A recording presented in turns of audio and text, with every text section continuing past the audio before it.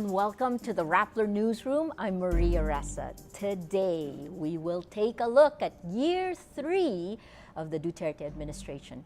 Joining me, we have the gamut.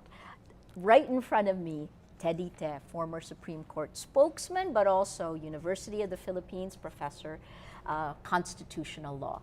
Next to him, he'll take us through the legal system today. Next to him, let's look at the economy with JC Punong Bayan.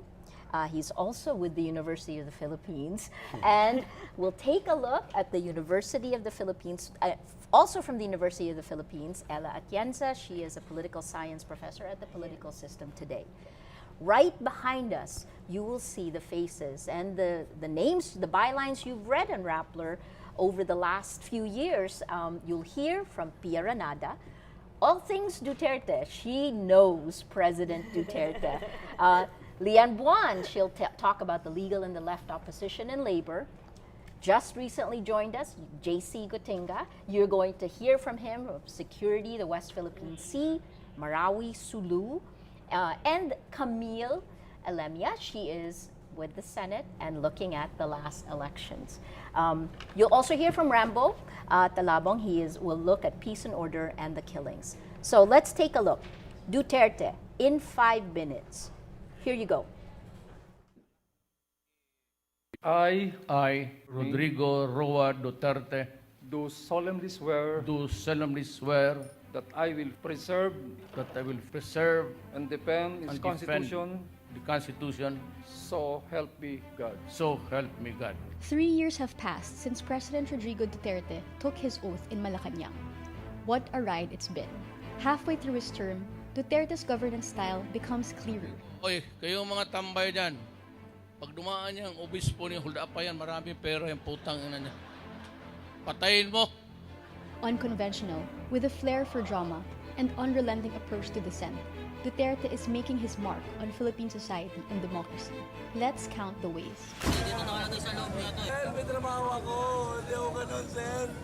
Number 1. The drug war has been constantly revamped after early controversies, but killings in government operations continue, with a shift in violence to Central Luzon.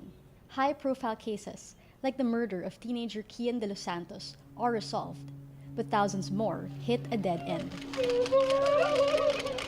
Duterte ups the ante when he releases a list of politicians allegedly involved in illegal drugs. 2. The economy takes a hit from the Duterte-backed train law, but inflation and the president's approval ratings recover. Build projects are interrupted by the 2019 budget impasse. Now, the country plays catch-up. In a surprise move, Duterte shuts down Boracay Island in a show of political will rewarded by clean white sands and praise across the political spectrum. 3. What began as insults to individual foreign dignitaries critical of his drug war morphs into a unilateral withdrawal from the International Criminal Court. His latest big foreign relations move is to wage a word war against Canada for over 100 tons of illegal garbage stranded in the Philippines. Karga mo yan doon sa barko, load it the containers to a ship and I will advise Canada that your garbage is on the way. Prepare a grand reception. Eat it if you want to. 4. 3 extensions of Duterte's martial law in Mindanao is the big domestic security issue so far. Mindanaoans will live under military rule until December 2019, as the government continues Marawi's rehabilitation that evacuees describe as painfully slow. Duterte rolls out the red carpet for Chinese President Xi Jinping as Chinese vessels swarm around Pag-asa Island, with Filipino fishermen and soldiers being harassed. Duterte and Xi make a toast while China continues its military buildup in artificial islands within Philippine waters. 5. Duterte jails a senator and attempts to jail another. He backs the ouster of a Supreme Court Chief Justice. By the time he steps down in 2022, the High Court will be dominated by his appointees. Kasi yung kuha, every time may mali talaga. Duterte threatens members of the Commission on Audit, a government agency that is a check on executive power. Apotang ina yung kuha na yan. Let's say, kung mag-kidnap tayo ng taga-kuha, lagay natin, torture natin dito. He elevates his war against critical media by accusing them of plotting to oust him a bid to ruin their credibility. If you operate an ABS-CBN, tapos manluloko lang kayo ng tao, mag-swindling kayo, I have to stop you. Rappler, your articles are ripe with innuendos and pregnant with falsity. And in the midterm elections, he and daughter Sarah managed to shut out the opposition from the Senate, assuring him of control in the traditionally more independent chamber. 6. Then there are the seemingly small things, the jokes that aren't just jokes, the threats that strike fear. Ang nare-rape doon talagang magaganda. Worth going to jail. Anong worth dying for? With every rape joke, Who is this stupid God? Stupid do talaga itong putang kung ganun. with every insult to religion, Duterte is changing the country's moral fabric. For better or for worse, we have 3 more years to find out. And we're back. Now let's take a look at where we are politically, economically, and the backbone of any democracy, the legal system, right? Let's go to UP professor, political science professor Ella Atienza. Ella, how would you describe our political system today? Well, we see the dominance and the consolidation of power in one person. In the office of the president, he has threatened all the other institutions, the judiciary, with the ouster of the Chief Justice last year in an unconventional, unconstitutional process. At the same time, also, he has threatened accountability institutions like the Commission on Audit and even the CHR. At the same time, in the last elections, they really managed to really shut out the opposition. And in the process, while of course he enjoys very high popularity ratings and trust ratings, the political party system is still very weak. We see the alliances of old and new political families. So the promise of change in 2016 is not yet here. If we look at the people he supported in the last elections, we have the Marcoses, the Villars, and even his promise of charter change and also federalism got derailed because many of the people who were also offering to help him had different agenda. When there was a Bayanihan Constitution, draft constitution made by a consultative committee which actually contained a number of progressive items like an anti-dynasty provision. It tried to strengthen political parties by banning the balimbings or turncoatism, and at the same time also it wants to reform the party list system law. But what happened when GMA became the speaker?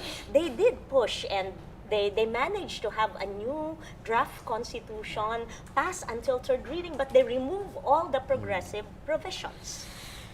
So we're still in the same situation where we have a very strong president, but all our institutions are threatened. There's no checks and balances, and at the same time also we see a coalition of traditional politicians sticking with the president because he's still very popular. This is huge. It's a lot of stuff all in one chunk, but you did summarize our entire political system and what's happened to get us to this point, right? So we've got the politics. Let's go to the economy. JC Punong Bayan, he is, if you read Rappler, I hope you do, he's a thought leader. He's provided you with the data. He's also an economy, professor of economy at the University of the Philippines. JC, how do you describe the economy today? I want to start with economic growth, because this is the metric by which the economic managers always assess the economy.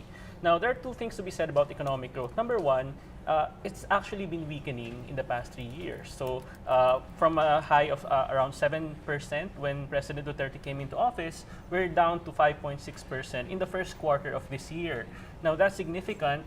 Well, the economic managers like to downplay that by saying that by taking the average for the first 11 quarters of the administration, that would turn out to be 6.5%, which seems to be respectable. But if you look at the trend, it's actually going down.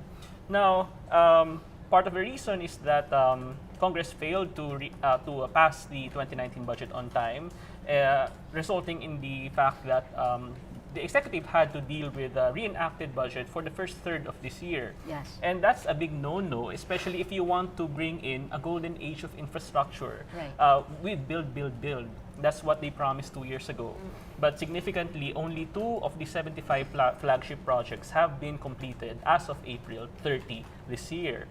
And then, of course, you have to look at the social aspect of economic growth because as identified by the UN Human Development Report back in 1996, people tend to focus always on the level of economic growth, and they don't give enough attention to the quality of economic growth.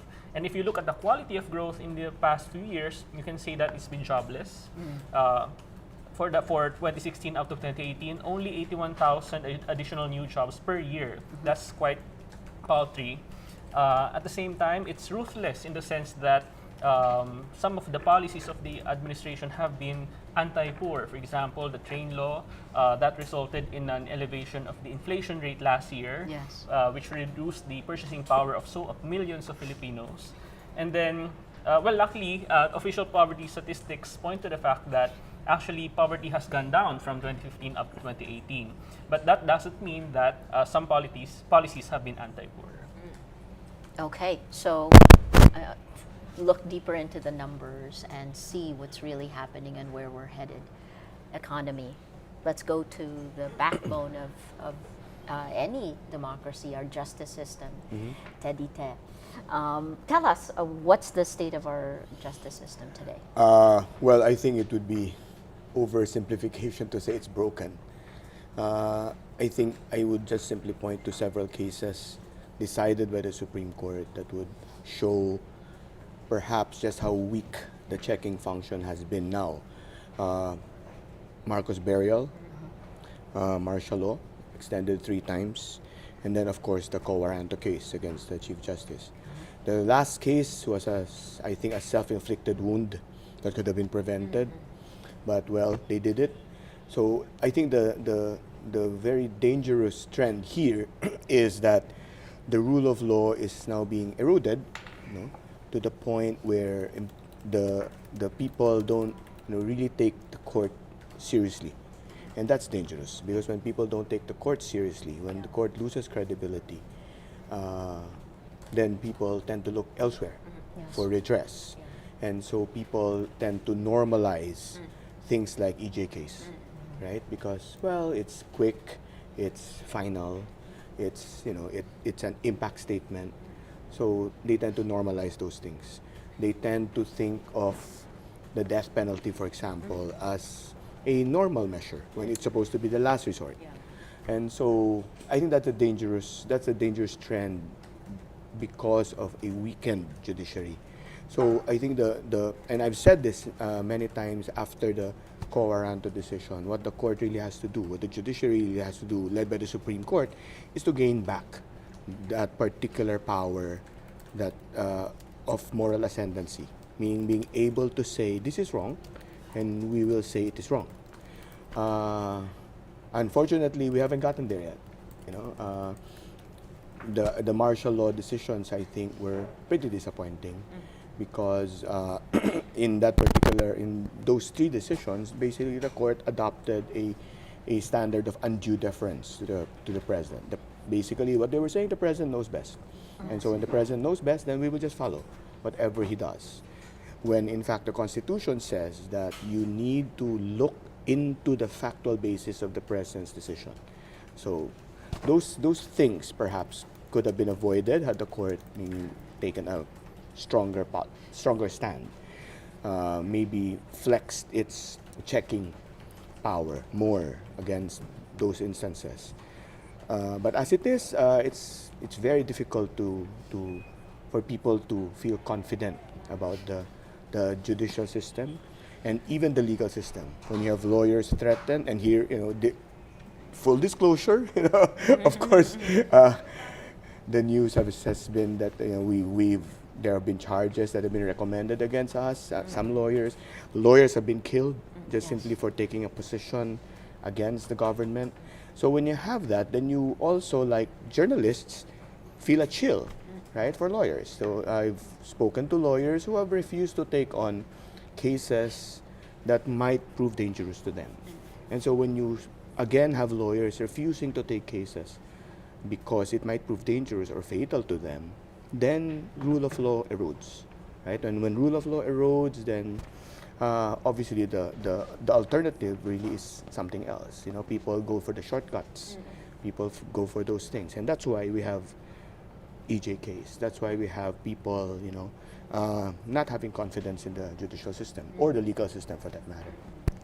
So to be completely transparent, Rappler and I have been slapped with at least 11 cases and investigations starting January 2018. One of our lawyers is Tertre for cyber libel, Part of the rogues gallery. and we have been vocal about this. At the same time, Ted has also is also one of the named, along with the Vice President Lenny Robredo, has been named in CIDG's case for sedition. Yes. There, and so why don't I be devil's advocate and say, guys, is it really all that bad? How can it be this bad if we have an almost 80% approval rating? Are we disconnected from the Filipinos? Where do you get your perspective from, and how do we unite this with what others are saying? Yeah, probably the president has a very successful PR team, and they were really able to build this narrative of here's someone who's very different. Although we know when we look at his background, he came from the elite and he has his own political dynasty, but he's very different when he talks, and at the same time, they succeeded in having this very performative style of presidency. So people like his speeches, the way he talks, the way he seems to act as a person, an action man. So actually, Ella, as you're talking, please take a look at the Yeah. video that we're streaming Yeah. now. This is coming from Commonwealth Avenue. It's probably the largest protest Yeah. during the State of the Nation address that we've seen in Yeah. the last 3 years, right? If we go, if you guys are online, just go to our page and it will show you the latest protest turnout according to the Philippine Police, which we quote all the time. The Quezon City Police says that as of 1 p.m. today, they're counting anti-government protesters at 2,600 and pro-Duterte supporters at about 1,460. So you were saying that the president has been able to craft the narrative, right? And that they believe in this. How is that possible given the realities that we also see? Yeah, because while we see that, of course, many of the policies have not really impacted on poverty rates, on the quality of life of people. The opposition, as seen in the last elections, proved that it's really very difficult to fight and attack the president without presenting alternatives that are new. They were not able to present new narratives or positive alternatives. So it's more of attacking him, but at the same time, he was not the one running for office. They were not able to successfully attack the candidates who were really the ones being presented to the people. At the same time also, they had very few people would like to really support the opposition. They were not united. Aside from the 8 in Ocho Derecho, there were actually a lot of very good candidates from the left party, from the other left groups, and then we also have the labor groups, but they cannot unite. And it seems like the PR group of Duterte was also able to successfully weaken the influence of the church and also civil society organizations. So most of the organizations that we usually rely to in terms of providing information, providing guidance, like in the previous two people powers, right now they are disunited and crippled. And of course, he's attacking various groups in the media. Ted, how did you react when you saw your name on that list of CIDG's? I was a little surprised that the lawyers in the DOJ would let it get that far. Honestly, I would have thought that the lawyers in the DOJ would probably have already said, would have told the police, look, you can't sue these guys you can't sue the vice president. She's an impeachable officer. You can't sue lawyers for taking for basically interviewing a prospective client. But again, I'm also not surprised. The way that this current government goes up against dissenters is really, using a bludgeon. It doesn't mess around, doesn't use stealth. They've shown that already with Laila de Lima, your cases, for example. Yeah. So that's the approach they'll use. So I think it's intended to drive across a message that we will deal forcefully with people who are not on our side. Yes. So it again to add to what Ella said earlier, that the narrative is being driven by that. You're not on our side, then you're against us, and if you're against us, this is how we deal with you. Now, the other way, I think, to appreciate, at least on my end, as far as how do we reconcile the fact that he's very popular, extremely Yes, popular, yes. yet at the same time, he's being, he's facing all of these issues against him. I think he's been able to tap into, a specific vein of popular understanding that, feed our gut, feed us, and then we'll follow you. So he's been able to sign into law a lot of bills, regardless of who passed them, who sponsored them. Expanded maternity, bawal bastos, safe spaces, telecommuting act. What else? Very Free populist. education. Yeah. Very populist laws that tend to keep practically everyone happy. They're okay. So bigger things that don't really directly affect them, they tend to just simply say, well, okay, I'm in a good place, right? So EJ case, as long as it's not my relative, as long as it's not someone I know, then I'm fine.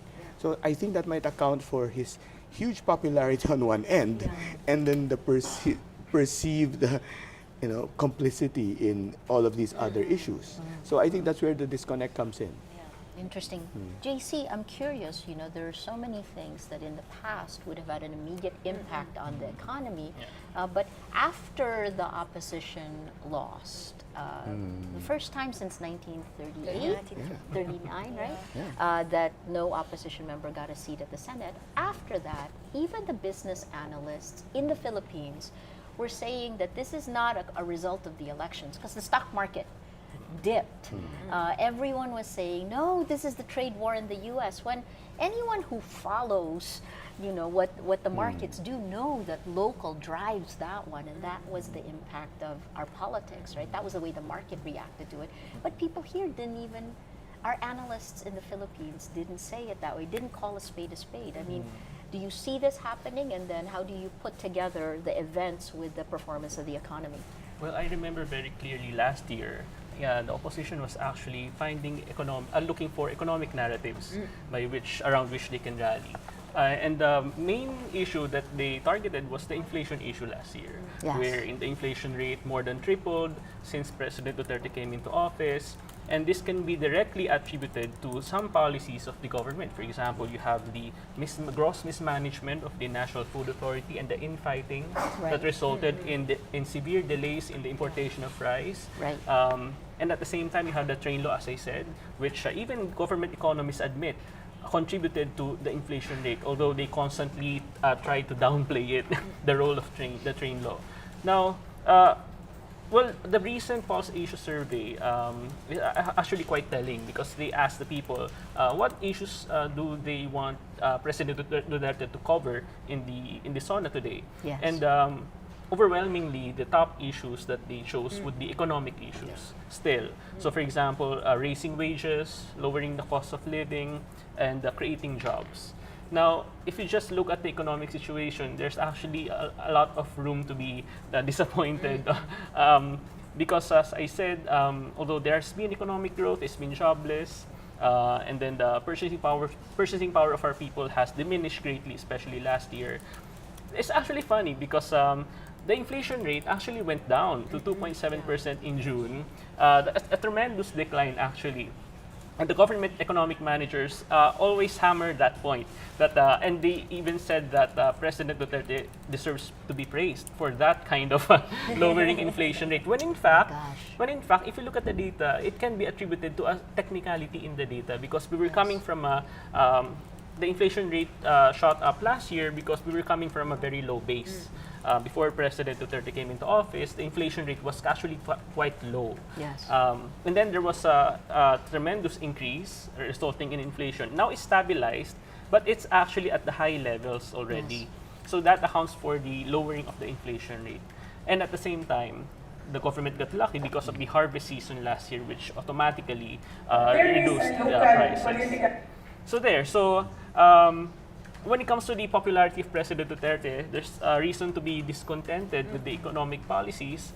But I think, as our fellow panelists said here, there's an identity politics playing out here. How interesting. That's the first time we're saying identity politics. Yes. Explain that one. What do you mean? The famed political scientist Francis Fukuyama, he has a new book, Identity Politics. He was actually criticizing economists because for a very long time, economists, the way they model human behavior is they don't take into account people's identity and their demand for respect and dignity. Yes. Where in fact, it actually affects a lot of the behaviors of people. Now, so basically that, because if you look at President Duterte, his branding as the first Mindanaoan president, that rings a lot for millions of Filipinos. And that in itself manifests in the surveys. For example, the net satisfaction ratings, if you break it down across the regions, Mindanao consistently has the highest net satisfaction for President Duterte. And at the same time, for the specific policies, for example, satisfaction with the war on drugs, satisfaction with economic policies, Mindanao always comes out on top.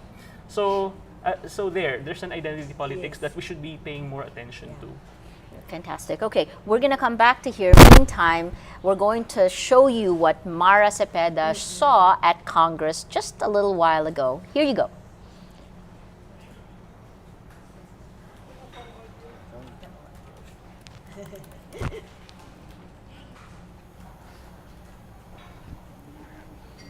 Shall we do this again? Let's roll. There's no audio? There's audio? Okay. All right. Well, let's try that one more time. Right now, everyone is coming into Congress, into the halls of Congress. You see the red carpet, and let's hear what's happening there. Mara Cepeda from Congress. All right, we'll come back to you on that one. Can we go back, in terms of legal system, the economy, the politics, on every front, we talked about how the president has had great narratives driven, right? And identity politics, that's so interesting because it's also a global problem right now.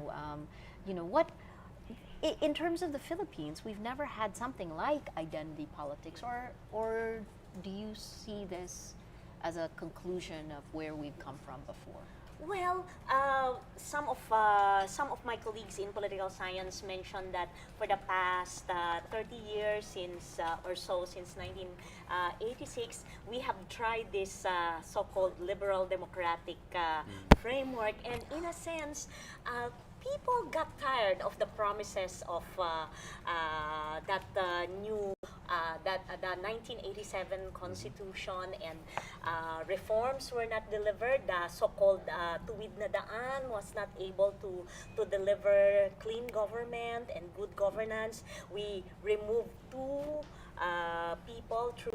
presidents through people power, but when we remove ERAP, look what happened after we replaced ERAP. So in that sense, there seemed to be a fatigue in terms of looking at the promises and the positive things that the post-1986 Philippines has set up. And people are tired of promises of reform, of justice. Many of the good things that we have seen written in the Constitution, like social justice, equality, and of course human rights. So in that, if we look at 2016, when we look at those who supported or who voted for President Duterte, we see that they are not really the poorest of the poor, but many of the support came from ABC, the middle. In that sense, there's this growing narrative.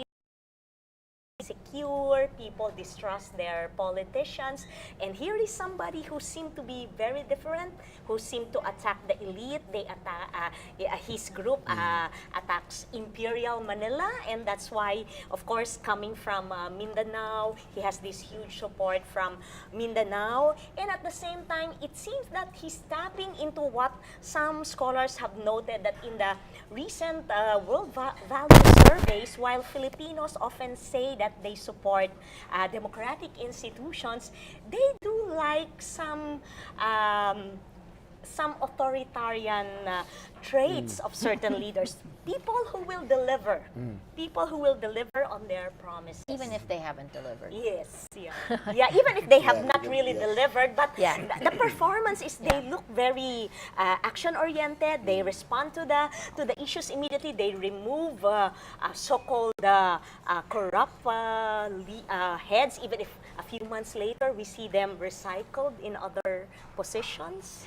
JC, I mean, AB does, in Metro Manila, for example, there's great support for President Duterte among the class that you would call educated, who are actually aware of these values and the breakdown of the checks and balances. Why is that?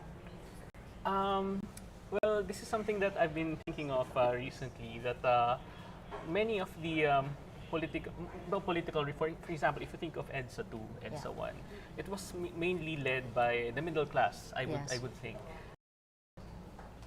Fast forward to 2019, we're actually enjoying some sort of stability, you could say. Because, for example, 5.6 economic growth, that's still quite respectable if you look at it from a regional perspective. Of course. People's incomes are growing. And this is well known in the economic literature that economic growth can affect different people differently. So for example, as long as the middle class, they see their incomes rising steadily, they can afford things, they can go to the mall and afford all this stuff, that sort of comfortable living, I think that fuels some kind of complacency in the people. So the space for resistance or the demand for accountability, I think that's diminished as long as that's happening. That economic picture is playing out. So, of course, we don't want the economy to tank. We don't. None of us do, right? We all want to make sure the economy doesn't tank. Yes, but I'm actually more of the belief right now that authoritarian leaders actually thrive in that kind of economic environment. What levels of corruption? I mean, some of the deals are easier, in terms of deal making nowadays. Is that part of the reason that the AB is also wants the status quo? Yes. A few days ago, I was able to talk to national scientist Raul Pabella, and he calls the Duterte, and he actually has a paper on the so-called Dutertismo, the Duterte phenomenon. And he says that Duterte's rise to power actually reflects a yearning for catharsis, especially for the poor. Because as Attorney Tess said, there's so much disappointment when it comes to the legal system, for example. They couldn't afford to file cases, for example, for their own grievance redress. And here comes Duterte, offering some sort of shortcut when it comes to the legal system. So there's support coming from the lower income classes, and at the same time, there's support from the middle class. So I think that accounts for all the major income classes. There's support for the rich, from the rich and the poor. So interesting. Ted, I know that, again, I think without a functioning legal system, there's no sense of justice for anything, right? Do we have a captured judiciary? Well, maybe not yet, but we're getting there. Okay. simply on the basis of the number of appointments that can be made to the Supreme Court alone. But of course, it's not just the Supreme Court. There's the Court of Appeals. There are the other third-level courts, the tax appeals, and the most important court when it comes to graft and corruption, the Sandigan Bayan. Correct. So the number of appointments that are available for the president to make until his term in 2022 is actually very significant, because just on the number and the identity of the appointments that he will make from now until 2022, he gets to shape the court for many years. So this year there will be 4 retirees, including 1 Chief Justice. So and the Senior Associate Justice. So that's 4 already for this year. By the time he gets to 2022, he will have appointed more than 10 justices of the Supreme Court, including possibly maybe 1 more Chief Justice before he ends his term. And so if that happens, then he gets to shape the court for the next president or presidents to come. And if the pattern holds that he appoints 50-plus-year-old justices, old enough to have experience but young enough to, stay until 70, then he gets to determine, how that court will rule. Yeah. The reality, of course, as shown by some of the decisions of the court, which is why I said not yet a captured court, Right. is that Can you explain that? Because I didn't define. What does a captured court mean? A judiciary? Well, a captured court is something I think that no one wants to see. It's basically a court that does the bidding of the executive Rubber department. right. Yeah, literally a rubber stamp. Yeah. And the reason why I'm saying that it's not yet a captured court is because, well, I would like to think that there is still some wiggle room for, some reason to come in. And that there are independent men and There women are still independents inside there. the judiciary yes, with that's right. values. And that they get to decide on a case-to-case Right. basis. But again, if the culture doesn't change, for example, the culture of being grateful to your appointee, Right. then it continues. Right. The judiciary, more than any other institution, I think, more than any other branch of government, needs to have that a person who gets appointed to the court, no matter what she or he has done to get that appointment, once that appointment is made and once the oath is taken, that person should exercise an unbecoming ingratitude to the appointing power, because that's what is expected of that role. That if you need to strike down a law, a policy that is favored by the appointing power simply because it is inconsistent with the Constitution, then you have to do that, right? So unfortunately, our courts operate on the basis of majorities. Yes. So the more justices a president gets to appoint, the more those justices think like him or act like him, then the more that that particular pattern will hold. So I'm hoping that in the coming appointments, he has 4 this year to the Supreme Court. I hope that the new appointees will be able to maintain that distance from the executive.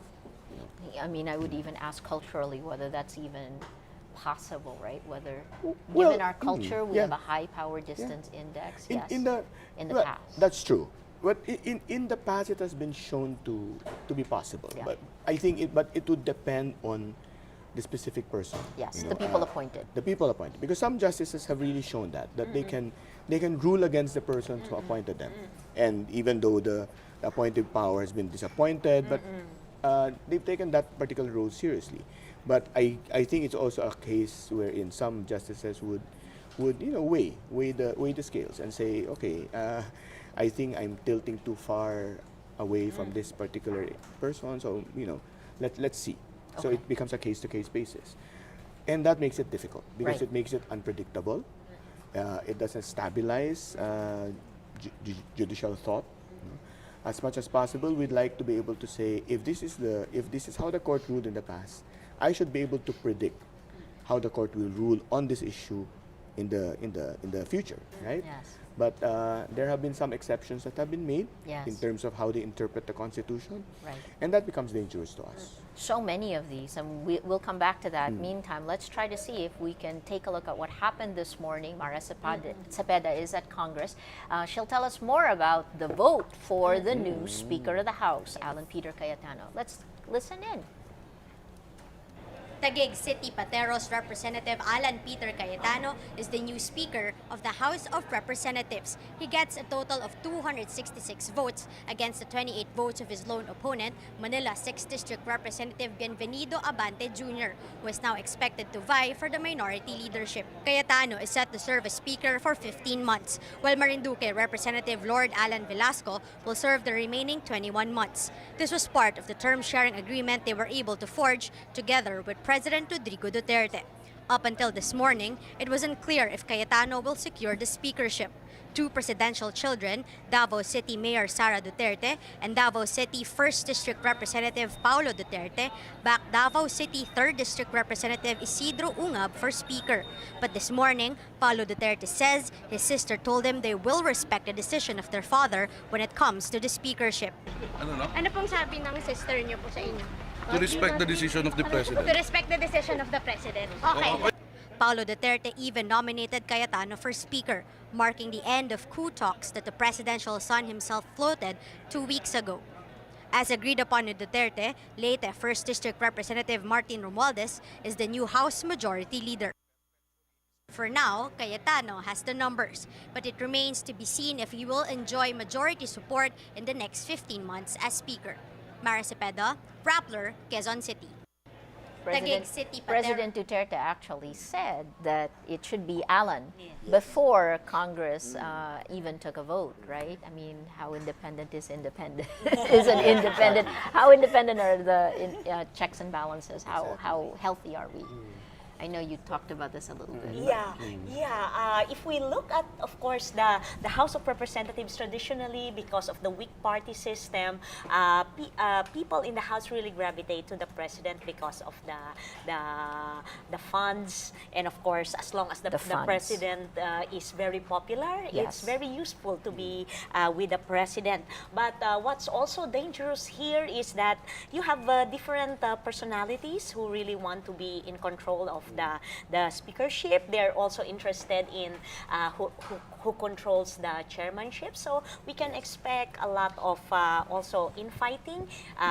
Alan Peter is NPC, and then of course Lord Alan Velasco is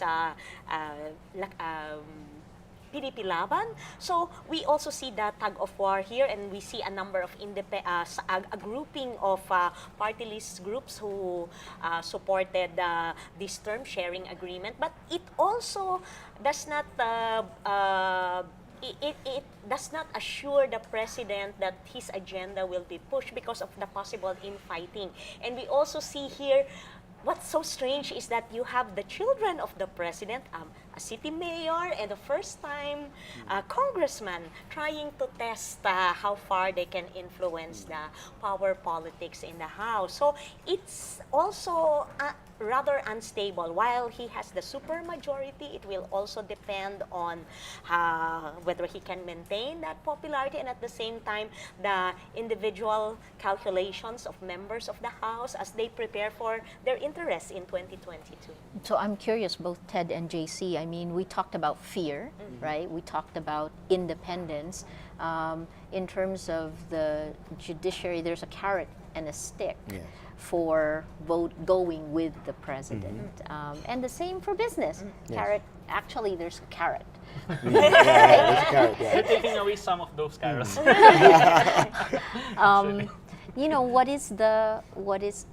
is there any incentive for maintaining checks and balances when it's just much easier to give the president what he wants? I think that's one of the dangers of too much power concentrated on one person or one group of persons, because again the carrot would be there would be really no incentive to go against that power, right?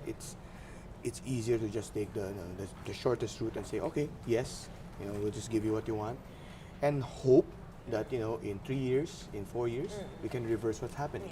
But there are certain things that cannot be reversed. right? There are certain things that will just continue to stay there. And so once you give an inch, then, that will be there forever.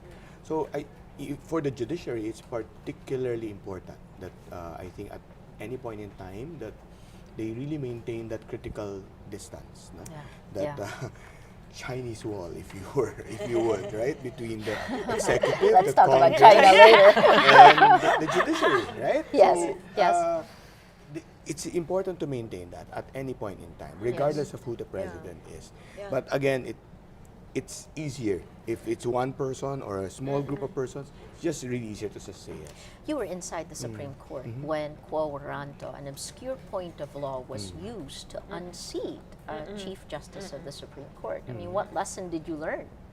Well, it's a lesson that I think many law students and lawyers know, that the Supreme Court gets to write the Constitution, right? Yes, we have a 1987 Constitution that was drafted by 50 men and women, ratified at a referendum, but whenever the Supreme Court renders a decision interpreting any portion of the Constitution, the Supreme Court gets to write the Constitution, gets to amend the Constitution, gets to revise it case by case. Yes. So in this particular case, it was simply the Supreme Court rewriting, as it were, the portion on impeachability, meaning insofar as this particular instance is concerned, the court was saying, well, we're not using the impeachment proceeding provision in the Constitution. We're using quo warranto. And because they're the Supreme Court, well, there's no more resort, right? After them, there's no other court higher than them, as far as the judicial system is concerned. So that was really what the takeaway, that lawyers, who knew what the court's power is, really saw, okay, here's the court deciding on a case which it could have avoided altogether. It could have avoided altogether. But when the court decided it really basically reinterpreted the Constitution, revised the Constitution, amended, as it were, that particular provision, right, by creating a one-time exception. I call it a one-time exception because I don't think you will ever have a situation similar to this. Now, it was like a perfect storm. They said these particular grounds, this particular person, at a particular time with this particular vote. That was one time. The court has dealt with that previously. In the early 90s, Marcos's remains were about to be brought into the Philippines. There was a ban on his being brought back. The court decided it, again on a one-time basis. They said, don't bring him back, right? And so those things, that's how powerful the court can be. Because when the court interprets a provision, in any case, it becomes part of the law of the land, how we understand the law, how we understand the rule of law. So in this particular case, yes, quo warranto applied in one instance only to one specific person, but it still forms part of the law. Yes. In maybe 10 years, 15 years, someone will dig it up and say, hey, at one time they decided this, let's use it again.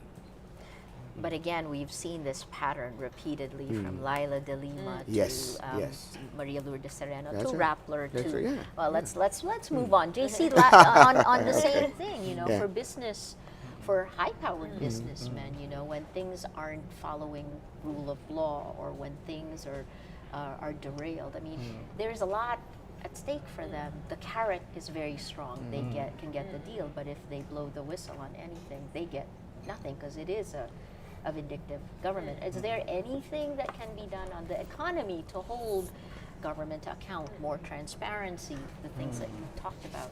Can businessmen do that? Will they even try?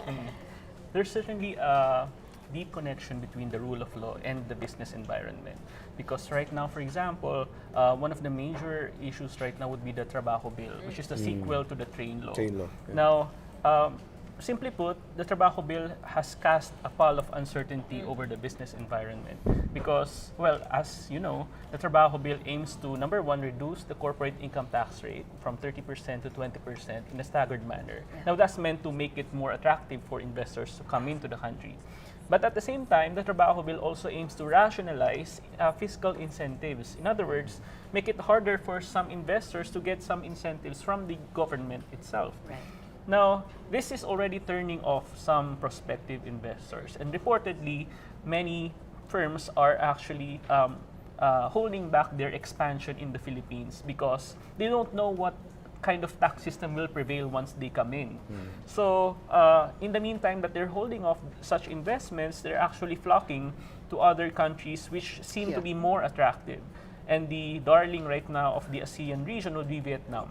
So many multinational companies are flocking to Vietnam. It's very attractive because just like the Philippines, they have a vibrant economy. They have, and at the same time, they have low corporate income tax rates. They have lots of incentives. You have all the reason to go to Vietnam and set up shop there.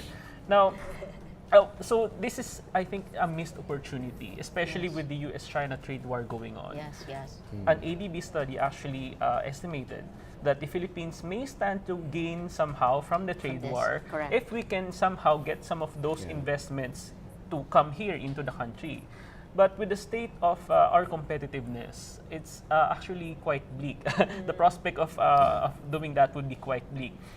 The government already signed, well, President Duterte already signed the Ease of Doing Business Act, which aims to make the Philippines more attractive, more business-friendly. But would you believe that more than, for a very long time now, up until today, there's no IRR yet for the Ease of Doing Business Act. They don't seem to be pursuing this aggressively or seriously. And at the same time, our Ease of Doing Business ranking, it has gone down several notches already in the past few years. So, as I said, there's also an impact when it comes to the to doing business in the Philippines. Now, at the same time, you remember the water issue, where where that's also a significant deterrent for prospective investors. They won't come here if you don't have proper water supply or electricity supply. And in both those sectors, we may actually be facing more trouble in the coming years if the government does not act quickly. I'm really curious because during the Aquino administration, transport was a big issue we used to all yell about, and yet today we see pile-ups, lines that last hours. It can take somebody 4 or 5 hours just to get to work in the morning. Are we just long-suffering? The complaints seem lower under this new administration. Is that perception, or do you see this? I think certainly the administration has done a poor job of fixing the congestion problem. For a time, well, until now, they touted the Build initiative as the main solution for this. But we know from the economic literature that simply building more roads won't solve the traffic situation. Because, for example, if you take note of the congestion right now in Baguio City, so when you go to there on the weekends or on holiday, it's so congested. And part of the reason for that is the reduced travel time because you have NLEX, SETEX, TPLEX. So that's a prime example of building roads. That's not enough, certainly. And at the same time, the government has, as I said, completed just 2 of the 75 flagship projects under Build. I think they're realizing right now that ushering in a golden age of infrastructure is not as easy as it looks, despite their good intentions. So there, certainly they have to fix to expedite things. For a time, that relates to the financing as well, because if you remember, they shifted from public-private partnerships as a way to finance these huge infrastructure projects to official development assistance. In other words, foreign loans and grants. Exactly. With the thinking that it would be much faster, so they can bring in all those investments. But they're realizing now, even Secretary Pernia admitted already that that's not quite the case.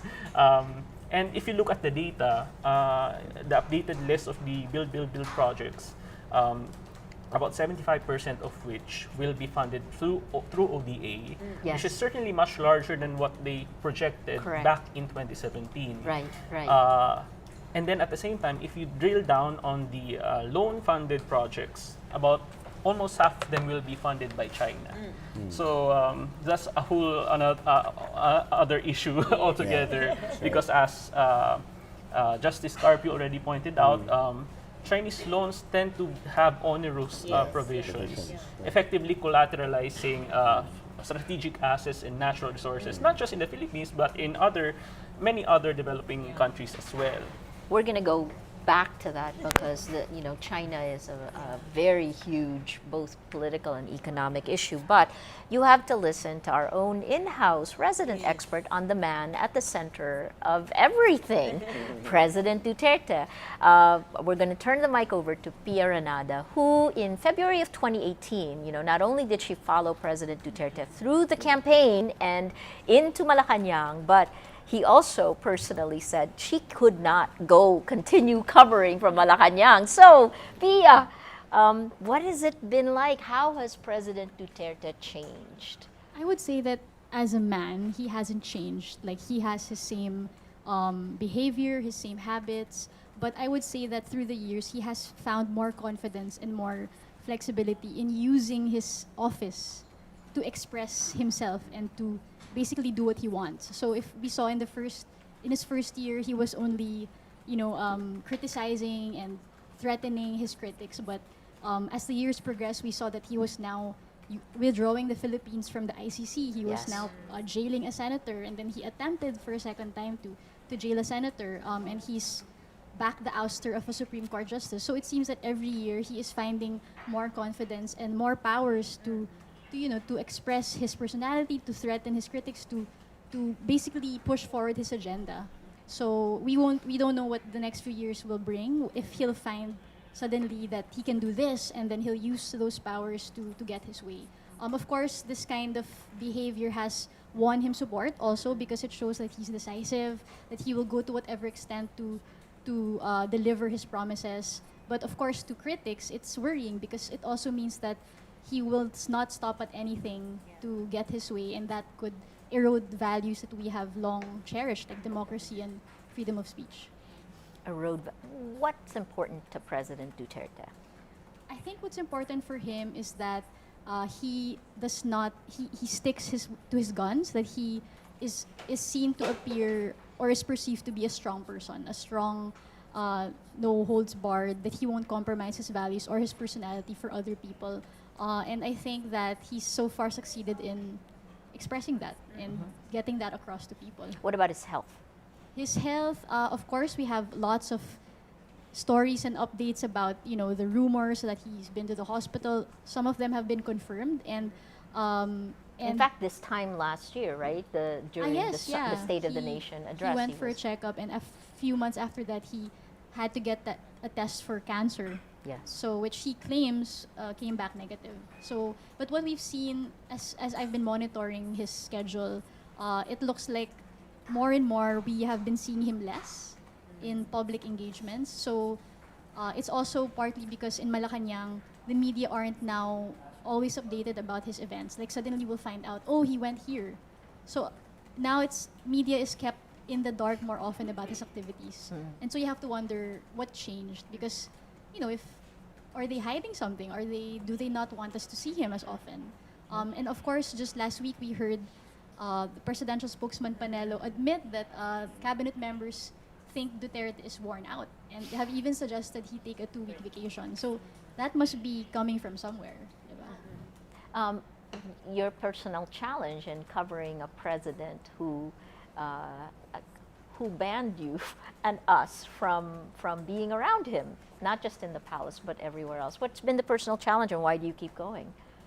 It's challenging in the sense that we can no longer ask him questions in person. So obviously that's a huge part of a media's role, to be able to have a back and forth with the president. I really miss ambush interviews where I can ask him up front about issues that we prioritize here in Rappler, or editorial decisions that we make, the issues that we want to follow. So it's a huge loss for me as a reporter to not be able to ask him these questions. But I think it's still fulfilling because despite that, we are still writing about him, and I think pointing things out like his misogynist behavior, finding little known things like the fact that he has a Chinese economic advisor and that he denied that, but we were able to bring out documents that refuted that denial. Those kinds of things just mean that you have to be more resourceful in how you cover him. Fantastic. Well, let's talk about misogyny. Bawal bastos law. Why is there no disconnect between passing a law that the president has violated. Right? Would you have said the president violated his own law? For Yeah. sure. Because a lot of his actions are like direct refutations of the provisions in the law, like wolf whistling. There's no way you can like redefine or skirt around the definition of wolf whistling. He really did that, and it's all on camera. I was wolf whistled in a press con by the president. So, I mean, these are you can't deny it. And I think a lot of people just try. A lot of his critics, a lot of his supporters are content with saying he was just joking, as if that excuses the behavior. Ella, why? I Yeah, mean, but here is a person occupying the highest office of the land, and a joke is also a policy if he does that publicly, and he, in a way, you cannot separate the person as a private individual making jokes if he is also occupying the highest position in the Philippines. So as president, we have to point out those things, and there's really a disconnect because he keeps saying that he is, and Mr. Panelo was always saying that the president is actually respectful of women since he started as mayor of Davao. But look at what he's saying and what he's doing. He keeps saying in his SONA that local government should implement the Magna Carta for women, but at the same time also, we see him kissing OFWs and South doing Korea. those. So there's really a disconnect. But perhaps one important problem was at the very beginning, even women's groups were a bit divided on how to really explain that, particularly in 2016 when a certain group of progressive women's groups tried working with the president. So in that sense, that also divided some people focusing on the misogyny aspect of the president. Ted, your thoughts on the Bawal Bastos law? I mean, is it necessary? Is it? I suppose with our president the way he is, it became necessary. I would hope that it wasn't written with him in mind. I know. Well, he signed it. Yeah, he signed it. But yes, it is necessary, regardless of who the president is. And I think the disconnect here is that the president knows that while he's in office, he can't be sued. He cannot be charged. And so, as far as that's concerned, yes, the law operates, the law can be signed and takes effect. It doesn't apply to me while I'm in office. So perhaps the test really would be the moment he steps down, does it apply to him? Will anyone really take him to task for a misogynistic statement that he makes, or any of the violations listed there, a lot of which he has actually demonstrated, right? And so, yeah, but I would suppose on the merits itself of the law, it's an important piece of legislation. It's an important protection for women, members of the LGBTQ community, for example, who bear the brunt of many of those acts. And I also like the online portion because that's The online that portion, we yes, haven't exactly. really That's right. dealt Yes. with that, right? Although, yes, there has been no IRR yet. Well, on that's the thing, right? That's the thing. Many of the agencies, and there are a lot of agencies involved here.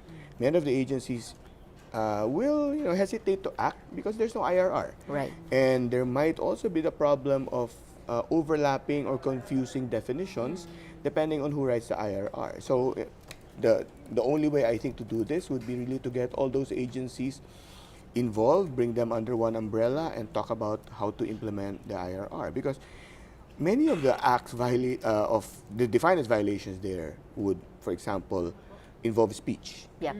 And so speech as well as expression, Yes. looks, words, and those carry meaning. And so yes, those have to be scrutinized, but standards have to be set, because again, it might border on violations of free speech. So that's the part that's a bit tricky. And so whoever is crafting the IRR really needs to straddle those lines. Actually, it's part of what the global community is trying to deal with on Right. freedom of expression. JC, I'm curious because if you look at this administration versus the last one, this administration has passed a lot of laws that are good for the economy in addition to the trade law. Right? I mean, some of the old economic managers felt that President Aquino just wasn't listening to them enough in terms of putting priority bills on the economic front, right? This one has these laws now that should help the economy in addition to everything that you've stated, because you definitely have all of the facts there, right? We have a very schizophrenic scenario, right? Yeah. So what do you make of this? The laws are there. The economic managers have all the freedom to do what they think is right. Well, that's the thing, because even while the economy, you can see, for example, that the cost of living has risen, that economic growth has gone down. At the same time that's happening, you have all these new laws, for example, the Universal Healthcare Act, Yeah, and then yeah, you yeah. have the free tuition law, Yes. and other major big-ticket social policies, which tend to balance out the negative things. And that's actually one of the narratives that is emerging. That even if President Duterte is tough talking and seems to be, rough on the outside, he makes up for that by passing all these good or good laws and policies that seem to favor the poor, for example.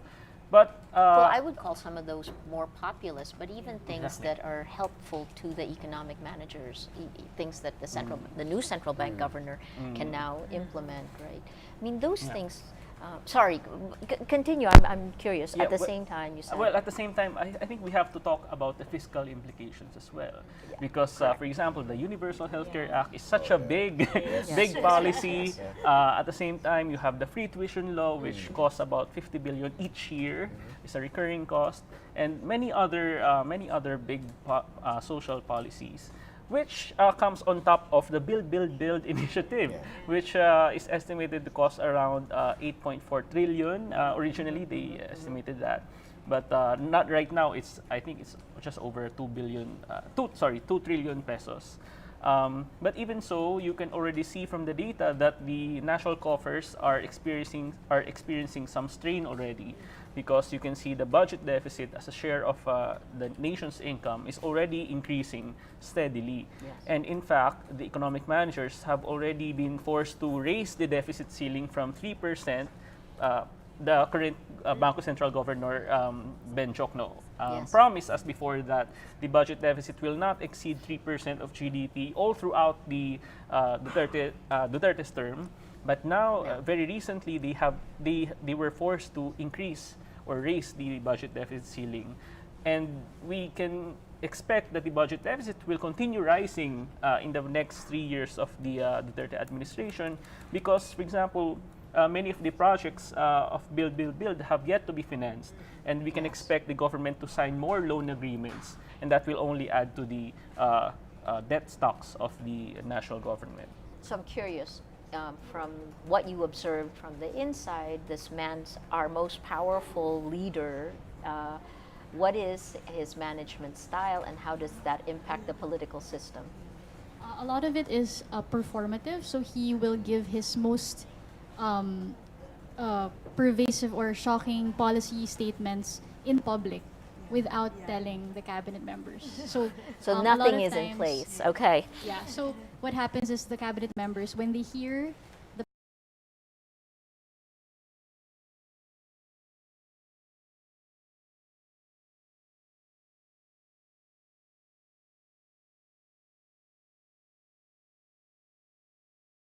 that's when they adjust. So, and then there are times though that he makes decisions, but these are usually the decisions like approving this and that plan, or voting on, for example, the climate change pact. But those big deal, like the ones that make the headlines, like Boracay closure or yung West Philippine Sea Chinese fishermen to fish, those are all because from interviews, from media interviews, or from in public speeches. So it's almost as if his main goal is to send out a message, and then the cabinet members will just have to implement because he already said it. So it's policy. So guys, you should do this. And that's actually something he's been doing since he was mayor. Yes. I spoke to his staff during his mayor days, and they admit that during those days they would always have to watch his Sunday show in Davao City because that's when he will give his instructions. And then on Monday when he goes back to work, he's like, oh, where is the rules that I implemented or that I announced yesterday.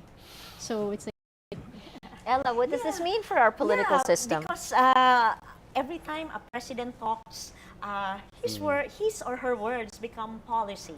So that's what is actually dangerous and at the same time maybe refreshing for fans, that when he says something, immediately the cabinet members and members of Congress will try to fashion a policy or a bill that will support what he promised. But the problem, of course, is you have all these so-called populist or pro-poor policies that have been passed by Congress. But the problem, of course, is the budget. Where will the money come from? Of course, with the universal healthcare system, you need the good infrastructure. We have a lot of, we produce a lot of health graduates, but they don't go, they don't work in the public hospital. So how do we retain them? So we have to think about how do we compensate them. We need to lower the cost of medicine. So many things are, of course, good if this can be implemented, but there should be a more strategic way of dealing with all these pro-poor or populist policies, because in the end, the problem is what if they fail. Yes, yes. This is part of the attrition that we're seeing in GDP performance because, you know, maybe in a city it could work where it is performative in Pia's words, but systems of governance, right? The same way checks and balances, institutions that are built. I mean, how do you just randomly say tomorrow we do this and then the system isn't laid down? So I think you can say that the President Duterte really doesn't know anything about economics, unfortunately. From the beginning, he actually admitted that, and he delegated that to his economic managers, Dominguez, Pernia, Jokna before, etc. I think the president doesn't really have to know everything about economic policy making. He only, for example, even before, past presidents have marshaled technocrats in government, even, for example, during Marx's time. But as Pia mentioned, the economic managers also are finding themselves adjusting to the whims of President Duterte. I mean, that puts them in a bind because, for example, they can only do so much. Many of their policies have to depend on the actions of the lower house and the Senate, or Congress, in other words. So, for example, when it comes to the Build initiative as well, they always blame Congress for not passing the 2019 budget on time. And it's interesting because it's an instance of political infighting translating into lower economic growth. So there's a direct that's link. interesting. There's a direct link between because, for example, if you remember last year, there's so many issues during Speaker Arroyo's time. For example, the persecution of Budget Secretary Jokno, the introduction of cash-based budgeting, and then and attempts to reintroduce pork barrel into the budget. And all of that kind of snowballed into the delays when it comes to the 2019 budget. But as I said, you cannot have that kind of delay at a time when you want a golden age of infrastructure. Right, right. That's really quite unacceptable. So there, I mean, politics, economics, there's a direct link. And if you recall, in Duterte's first year as president, remember when he announced in China that he was separating from the United States? All his cabinet members were absolutely clueless about that announcement. And so you could see, I don't think he realized the economic repercussions of his statement. So the few weeks after, he had to invite American companies to Malacanang to tell them that, no, we will not, stop your investments or pull the plug from your investments. So you could see that sometimes he also has to, people like Dominguez are able to tell him that, oh, you have to kind of backtrack a bit, make some adjustments. Like, they don't really say you have to compromise, but more of, can we do this first? Like, they don't really try to change, force him to do anything, but more of like advise him to kind of soften his approach a bit. And depending on who gives him that advice, if it's Dominguez or someone he respects, then he will adjust after. How can you have an independent check and balance if the president, if this is the way it works, if they adjust to him? It's extremely difficult because the court works on the basis of actionable documents or acts. So I mentioned the case of the Marcos burial, for example. That was significant because there was never a written directive from the president. The directive was a verbal directive given to the armed forces. And so in court, you need to bring something that you want to question, a document that can be proven, for example. But since it was a verbal order, you cannot sue on a verbal order. But because the verbal order was implemented by the military and there was a written directive from the chief of staff, then that became the basis of the action. But if, for example, there was no such implementation order and they operate on the basis of verbal orders, because that's how he operates. That's really how he operates. He really mentions it. That's it. A country of 100 million people. And people follow. Yeah, people follow. The words. Right? And so, and it's pretty ironic because he uses the word, Imperial Manila. Yeah. But that's a very imperial way of ruling, right? Right. My word is law. I mention it, and that's it. It is to be implemented. It is to be followed, right? And one example of that is precisely the Marcos case, the burial case, because the first difficulty there was, is this really the order of the president? What were the parameters given? Did he instruct you on these very specific points? No one could say anything because there was no written follow-up. The only written follow-up was a letter from the chief of staff of the chief of staff of the armed forces telling the one in charge of Libingan and Mabayani to carry it out because of the order of the president given verbally, which the letter acknowledged. So in that sense, it's pretty hard to check because you're not always there when the president says something, unless he declares it in a speech. But if he doesn't do it in a speech, he just talks to his cabinet secretaries, talks to the military, talks to the police, then it gets carried out. And so it becomes harder because then you have to confirm. And of course, the person you have to confirm it from has to also find out if indeed that was what the president said. And so it becomes that particular point of what exactly did he say, how did he say it, and so the usual defense of Attorney Panelo that he's joking isn't funny. It really isn't funny because it's something very serious, and you're trying to find out if this is what the president actually ordered.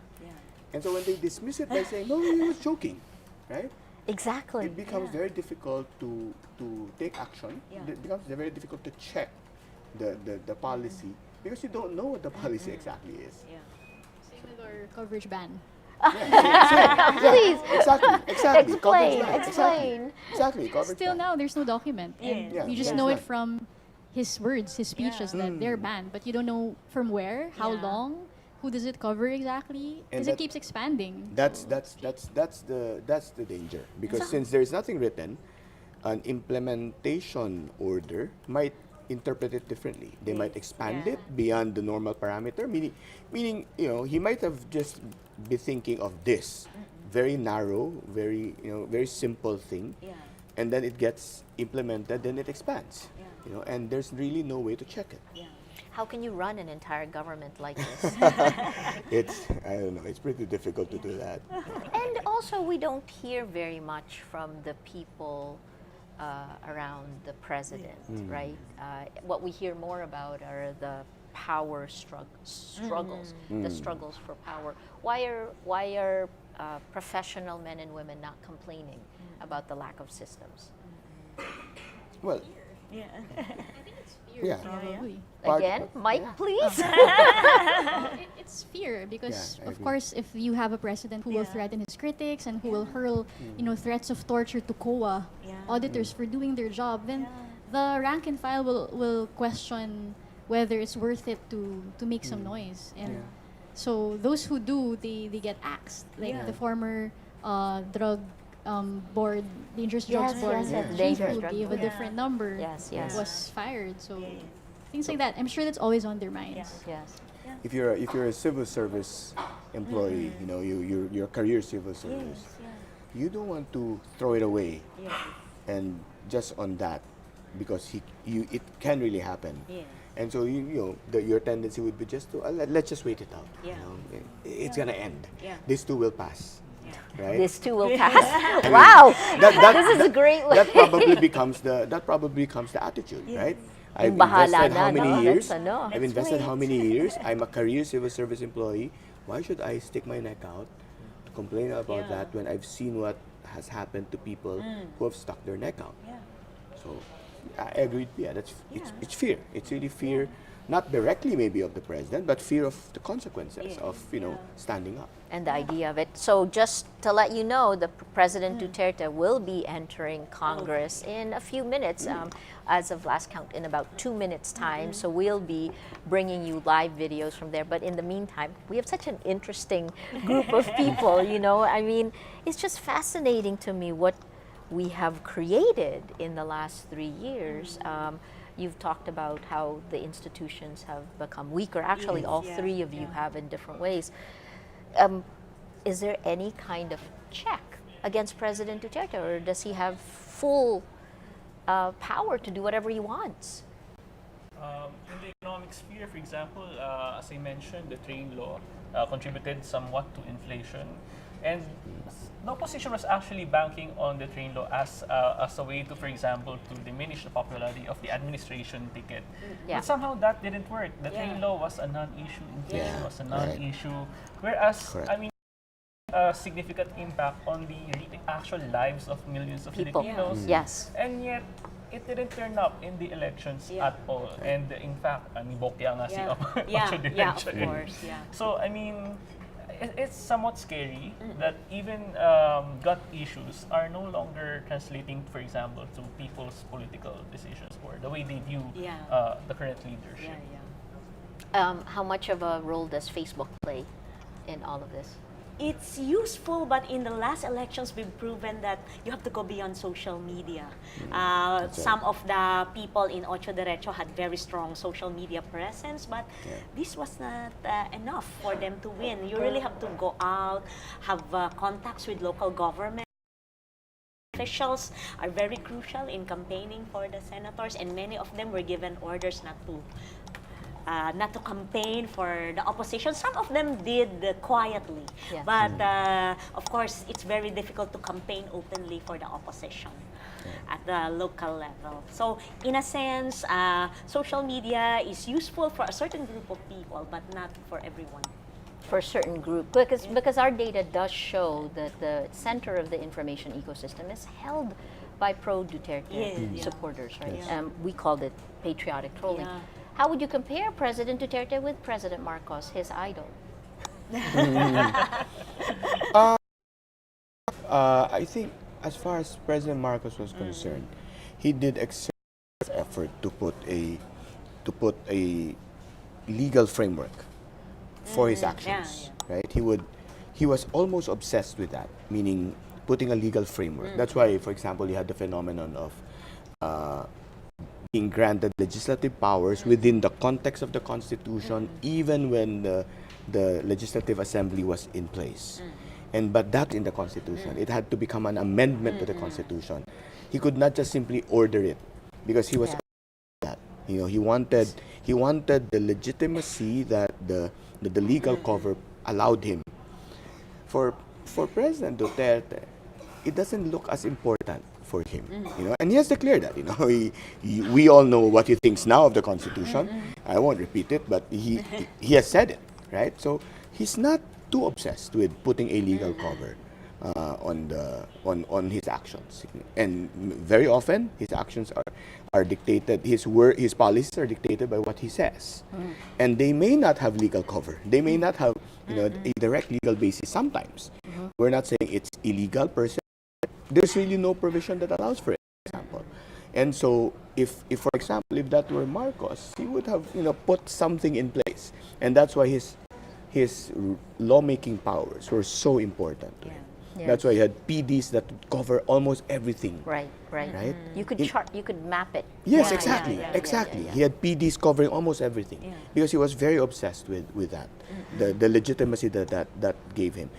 Maybe it's not so important for President Duterte because he doesn't have that problem, that legitimacy problem. He is so popular. Popularity gives him Yes, exactly.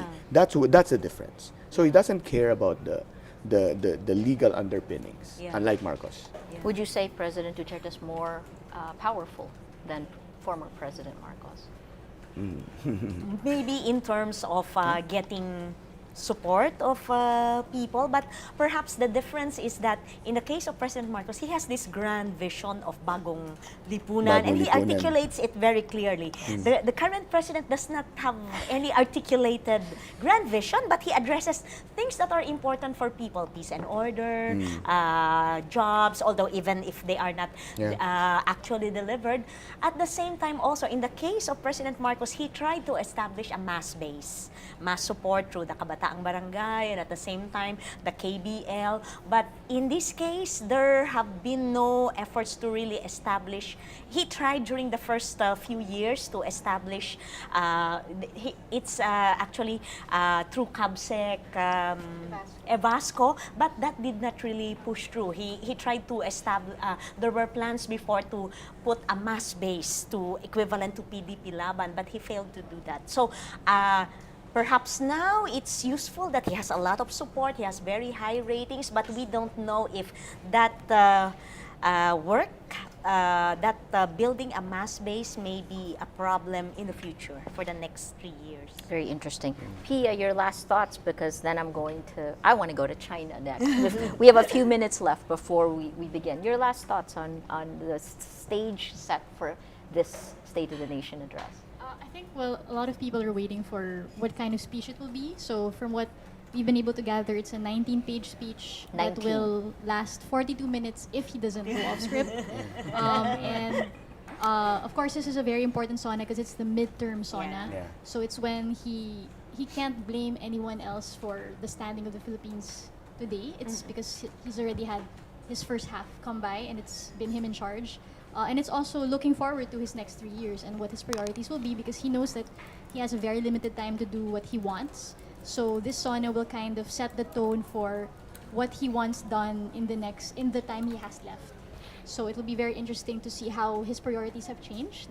It will be interesting, for example, if he mentions federalism, because the last time he spoke of it, he was like already giving up on it. Yes. So it won't happen, but just change the charter, change the constitution to keep corruption from happening. But he never really articulated how it will have to be changed. But he already said whether or not it's federalism, just change the constitution. So we'll see if he mentions that again or if he drops it.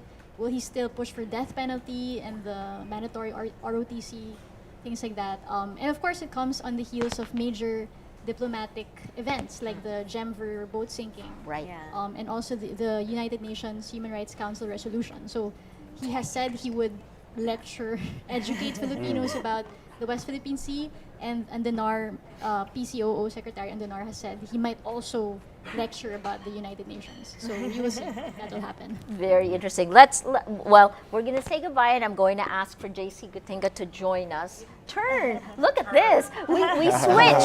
Swap this, switch over. JC.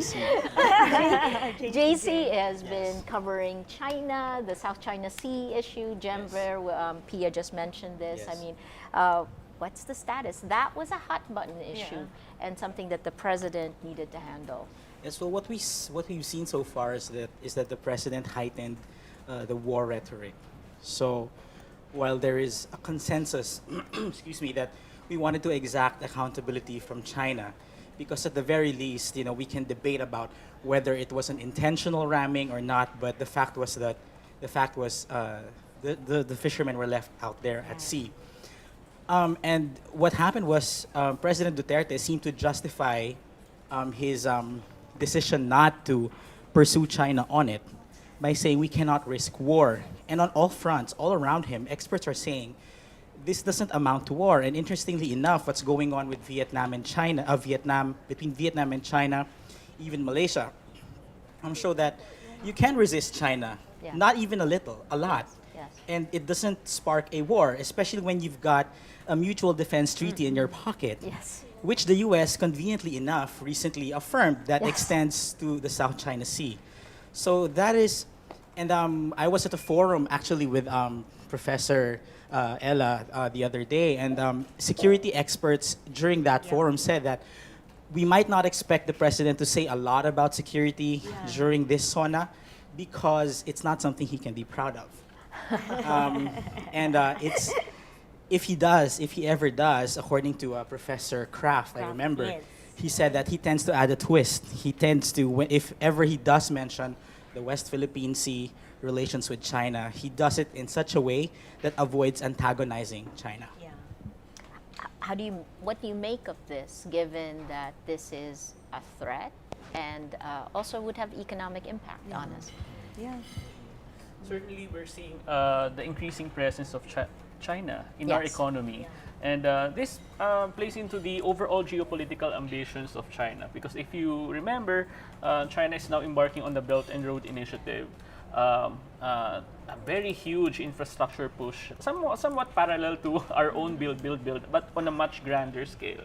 But I think we actually had a recent Rappler Plus briefing on this, and we have another one did. in August. Yes, China all is about it right China. now. Yeah, yeah. But one thing that we mentioned there is that you have to make a distinction between the private sector, the Chinese private sector, and the Chinese public sector. Because on the one hand, we see every day that Chinese tourists, investors are flocking into the country, and we encounter them quite frequently. But at the same time, that the incentives that are driving them may be quite different from the incentives driving the Chinese government in terms of the interest when it comes to build. For example, right now, 2 of the projects under build are financed by Chinese loans. Yes. And in the future, we can expect that about almost half of the build projects that are to be loan financed will be financed by China. So there are 2 parallel tracks going on, the private sector and the public sector. But I would argue that what's cause for concern would be the increasing presence of the public sector. Because as mentioned by Justice Carpio, the onerous loan agreements when it comes to the Chico River Pump Irrigation Project and the Kaliwa Dam Project, which might compromise our national assets and resources. Ella. What's also worrying is, for instance, there's this seeming disjoint between high popularity ratings of the president, but at the same time, you see Filipinos are actually becoming anti-China. In the process, some racist sentiments are also being raised, and it's worrying because we have Chinese workers already here in the Philippines, and at the same time also we don't know. Perhaps that's the reason why the president is trying to at least try not to antagonize China, because he's trying to find a balance between maintaining his support, his popularity, but at the same time maybe he's also trying to how not to antagonize his supporters who are also anti-China. There are more anti-Chinese sentiments than anti-EJK sentiments among Filipinos. Yes, that's actually, we've seen that in this last, in Gemver. Ted, international law, things like the UN, right? But I mean, international law in terms of China. It's been 3 years. What's been the reaction? Are there any legal recourse? Is there legal recourse? Well, I think the latest action by the UN is significant, because that's an official action taken by the UN, the Human Rights Committee, very, very important body. And it has taken cognizance and said, well, we will look into the situation. And by that... So now you're talking about the drug war now, right? Yes, right? drug war, Okay. But in terms of international, that's the first situation. Right. Second situation, of course, is West Philippine Sea. Now, as far as the West Philippine Sea is concerned, we basically, slept on the ruling. We really didn't take a lot of effort in terms of enforcing it meaningfully. We didn't do the strategic alliances that would have allowed us to make the ruling meaningful. Yes. Because again, we are a very small state in relation to China, which is huge, size as well as power. And so the only way we can really make that ruling meaningful is to ally ourselves with similarly minded smaller states and create a situation where China could not flex its muscles without incurring costs. But if we let that go, basically, we lost the momentum, we lost the upper ground in terms of in enforcing that ruling. And again, there are certain things that could prove irreversible. Yes. So there is still time to Yes. create those relationships, but I don't know if how much time we have in terms of creating those relationships. In the meantime, there are structures there now. So again, I am physically removing them would be, possibly close to impossible. And in terms of legal recourse, and again, the next legal recourse there would be maybe file another suit. Yes. And you know how long it took before that suit was filed and won, Yes. right? So those are our options. JC, Yes. wow, we have two JCs. JC, in terms of, I know you looked at what did we lose Yes. as a nation by not following up the decision. It's very interesting because now, more so lately, there's a focus on the environmental toll Yes. Yeah. that China's presence Yes. has. Yes. And kudos to other reporters who've been going to Scarborough Shoal, looking at what's going on there on the ground. We Yeah. tend to forget in talking about the legal aspects, security aspects, that it is also a gut issue. Yes. Maybe not for Imperial Manila, Yeah. but to the fishermen Yes. whose lives Yeah. depend on it. Yes. And it's sad, Yeah. but at the same time, opportune that the Gemver incident happened because it now put the spotlight on the plight of fishermen. Correct. That Correct. to us, in fact, Professor Kraft said that for many people, it's a middle class issue. Yes. Malayo sa tiyan, Yeah. yun ang sabi, malayo sa Yeah. bituka, but not for those fishermen. Yes. So when you've got giant clams being en masse extracted from Scarborough Shoal, and how unfair it is that the government says that, President Duterte's supposed fishing deal in which he said that we exchanged access to Scarborough Shoal with access to Recto Bank. So that's how he justifies the Chinese presence at Recto Bank. But as Justice Carpio pointed out, Recto Bank is a lot bigger than Scarborough Shoal. And then the other misnomer there, and this is something I've verified myself, is that the thing about Scarborough Shoal is it's like a donut.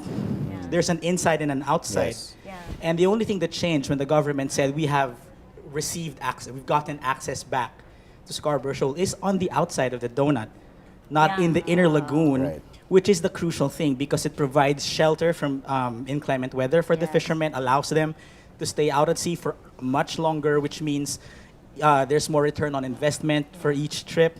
And of course, the marine biodiversity inside, but I think now apparently there's not much to speak of because of the harvesting of the clams and how that damages the internal. It's basically been eviscerated all these years that we've been kept out under the pretext of a fishing ban, which China itself did not observe. Right. It looks like President Duterte is late coming into to Congress. Economic cost of this. What is the economic cost? Yes, I think this is one of the things that we should be hammering. That by giving up our sovereign rights in the West Philippine Sea, we could be losing out on a very huge stock of natural resources, which not just in terms of fishing, but in terms of oil, gas, etc. Some estimates point to the fact that it could actually total about 1 trillion pesos. I mean, that might be a conservative estimate, actually. But I just wanted to point out as well that our fishermen, the fishing sector of the Philippines, is one of the poorest. In fact, it is the poorest sector in the Philippine economy. About the poverty rate in that sector is about 30%, whereas in for the population as a whole, the poverty rate is just about 20%. And at the same time, one study by the Philippine Institute for Development Studies pointed that the fishing sector is also one of the most vulnerable in terms of the risk of falling into poverty. About 80% of our fisher folk are on the boundary of on the brink of poverty. And at the same time, so there, I mean, this is definitely a gut issue. Yes. And I think that's one of the things we should be hammering.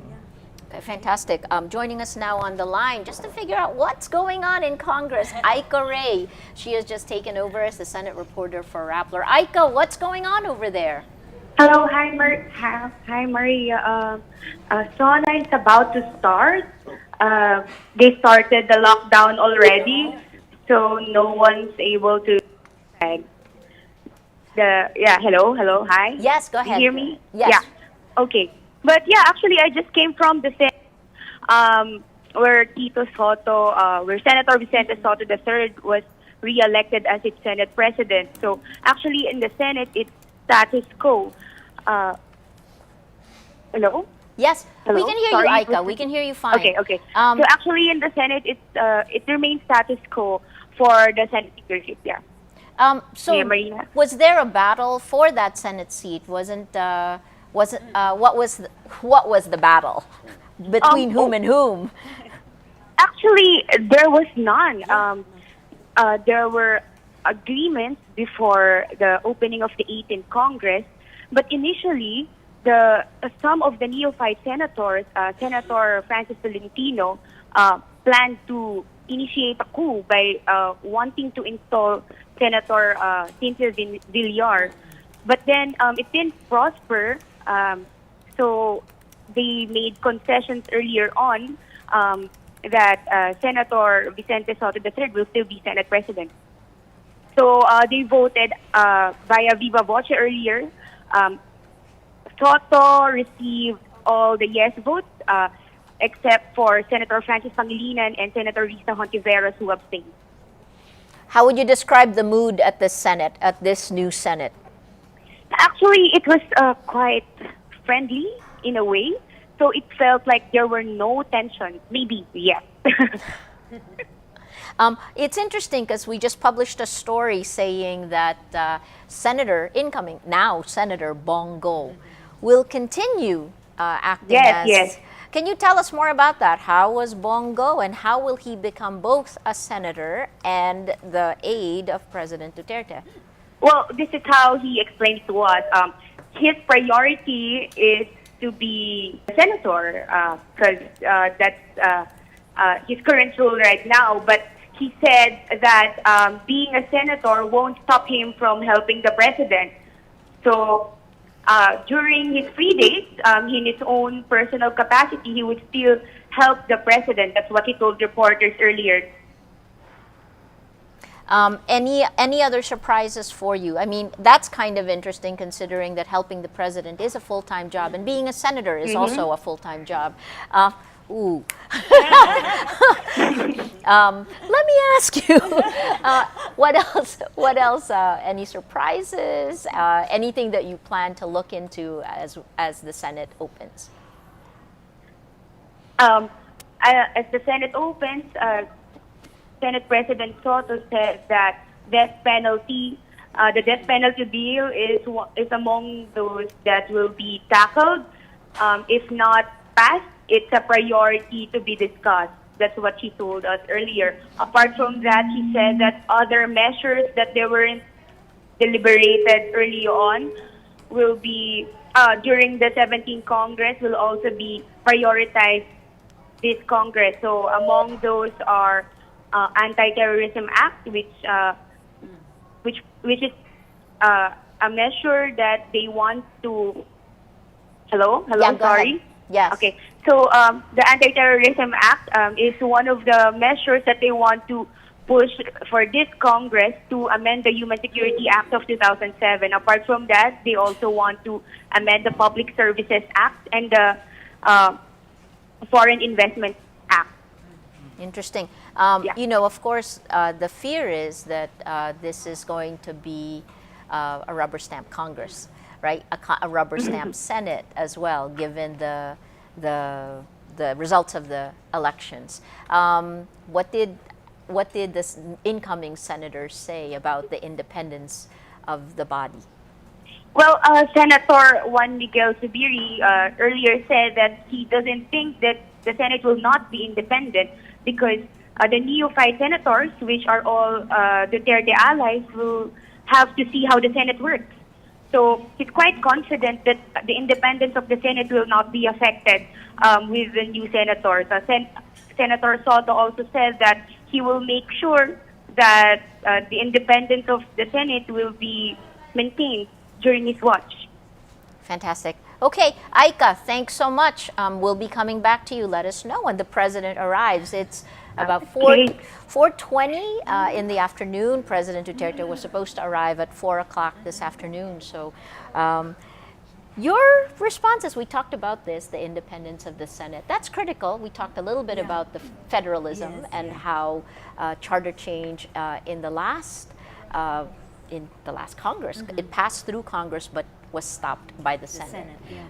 Now that we have a Senate that is that has many more allies than President Duterte, what do you think will happen? Yeah, maybe in the case of federalism, if the president will say that he's now interested again in federalism, because for the past few weeks he's saying he has sort of given up on federalism. But some of even the pro-Duterte senators, like Senator Villar, said that it's not a priority right now, federalism. The priority would be changing the economic provisions in the Constitution to liberalize further the economy. So I think some of the senators would be more focused on the piecemeal cha-cha provisions rather than federalism. And they're also thinking that they want to preserve the Senate as it is, compared with, for instance, the threat that with federalism, senators will be elected by regions, two per region instead for.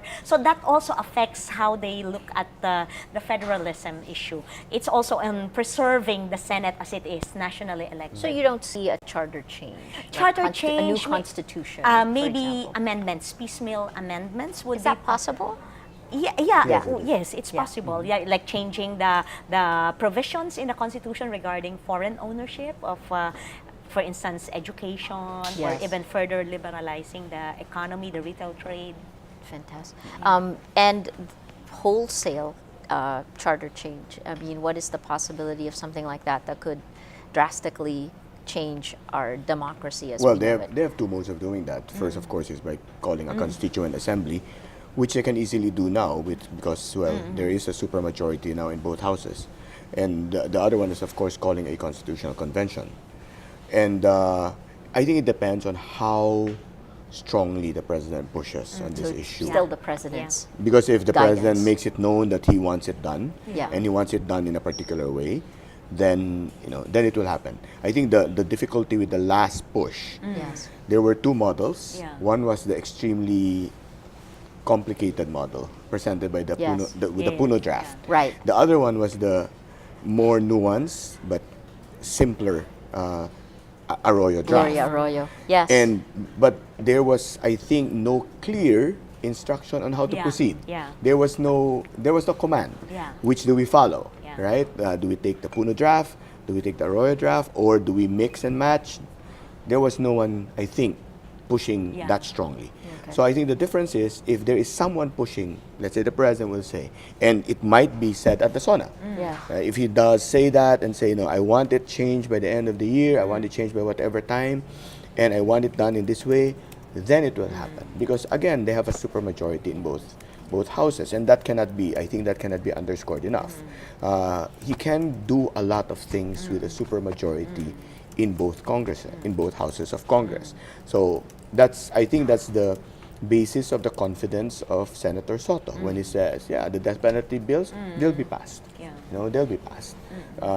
So those are things that I think the supermajority in both houses gives to the president, that particular confidence. Extremely powerful. Yeah. So one of the things we need to touch on, because there have been massive developments in the region on this, is terrorism. Marawi leading to the very first suicide bomber in the Philippines. Right, first one they confirmed, yes.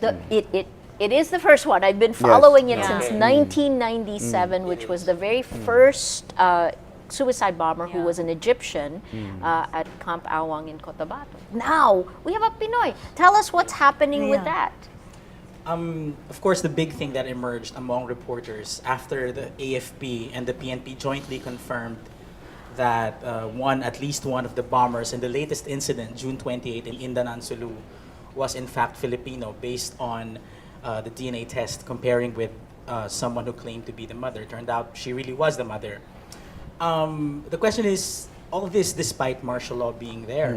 Yes. And the AFP's line was, well, how much more if there weren't martial law?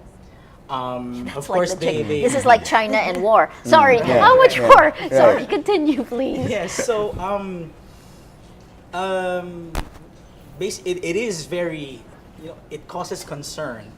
But on the other hand, and this is something that the professors in the forum said, again, Imperial Manila and the rest of the country tends to ignore what happens in Mindanao. We do not hear people being up in arms because there was this first instance of a suicide bombing within our shores. So the question is, will this now justify another extension of martial law? When you ask them, well, how are your efforts coming along in terms of arresting? Have you been making arrests? Are you cracking into cells that or maybe exist, maybe not just in Mindanao but in other parts of the country? And of course, they would always say, well, those are operational secrets. We cannot reveal what we're doing, what we're after. So, and then we're left with that, because as media, we shouldn't pry into that because it might blow whatever strategies they have. But again, what the professors, the experts in the forum said was that, again, this is something that President Duterte will find hard to justify during his SONA. Whether there is a coherent strategy on how to go after, how to prevent these things from happening. Interestingly enough, the AFP is asking for a revision of the Human Security Act. So what they want to do now is to do away with the 500,000 pesos penalty for if you make the wrong arrest. And they want to ease it basically so that they can go after. Make it easier for them to go after suspected terrorists. And not making any accusations, not saying anything, but they now have this for a reason, that there has been a suicide bombing in Sulu. Also the length of detention, I think, because right now the length of detention is 3 days. So my understanding is that will be one of the most significant amendments. They will either extend it or totally remove the length, the maximum length of detention. And no one seems to care. Well, because I think two reasons. One, many people are resigned to knowing that it's gonna get passed. Again, supermajority. Second, because there has been no specific bill. Once a bill is filed, then yes, there will be probably some pushback. How effective the pushback will be, given how many people will vote for it in both houses of Congress, and given the context that yes, there is now a confirmed Filipino suicide bomber, then it might be difficult to really meaningfully oppose it, as in to prevent the law from being passed, the amendments to the law. But I'm almost sure that there will be pushback against that. But again, how effective it will be, I don't know. Except for the argument of human rights violations, right? I mean, for somebody who's been covering that for a long time, part of the reason those measures were included in the law is precisely to stop the abuses of security forces, some of whom have actually said, well, we planted this. There was an Indonesian, for example, who was leaving and they found no way to stop him, so they just planted a gun. But I guess martial law, how many times has it been renewed? It's been twice. Three times. Twice? So it's the third time, right? End of 2017, end of 2018. Right. So if it had succeeded, it should have prevented. Well, it's kind of like a chicken and egg scenario. Because they're saying, well, there've only been 3. There was Basilan, Lamitan, and then there was Holo, the cathedral, and then Sulu. How much more could there have been if we didn't have martial law to work with? And then of course a natural, it's chicken and egg basically. You can go both ways, right? But it's good because I'm trying to be devil's advocate on the other end, right? But let me ask you, when Marawi in May of 2017, when ISIS-linked forces took over Marawi. Intelligence, it was not a failure of intelligence. They had the intelligence. And JC, you were covering that also, right? I mean, I was there when Secretary Lorenzana made the admission that it was a failure of intelligence. It was a lapse in their arsenal of information. That's what he said. But- I wouldn't pretend to know that much about it in terms of what's really going on the ground. But we do know that almost a year before that, there was the battle in Butig Yes. with the black flag raised in the barangay hall. Right. So no one can say, this is the first time we've been made aware of ISIL presence in the country, ISIS. And then we've heard President Duterte also sort of flip-flop between being sort of dismissive about it and saying, don't believe those things you hear over there, they're fear-mongering. And then go as far as say, you Maranao, you coddle, like the exact extreme offensive opposite. So, and then because Marawi still languishes as we speak, everyone who knows how terrorism breeds, Correct. because Exactly. there's hurt, there is poverty, hunger, No jobs. Right, exactly. I mean, they can't go to their homes. Yes, and then all this talk of foreigners stepping in, people still, the bakwit, the evacuees, still outside, from the outside, looking at their homeland and they're cordoned off. Yeah. You can just imagine how much fodder this provides to recruiters of these terrorist groups. How would you assess the terrorist threat today? It's very nowadays that we're so connected, social media, and even the AFP admits that a lot of the recruitment happens on social media, and we are a poor country, but and when there is disenfranchisement, when there is hurt, when there are questions, big questions as to why am I not allowed back in Marawi? How come we are prejudiced as terrorists to begin with? Yes. That tends to be self-fulfilling, right? So it is very real. We have already suicide bombers, and we've been warned beforehand that if ISIS loses ground in the Middle East, they will look somewhere else. And we are a very like a sitting duck of a candidate, because we have this the Bangsamoro is supposed to be, we like to think of it as the cure-all to the Mindanao insurgency, if we may call it that.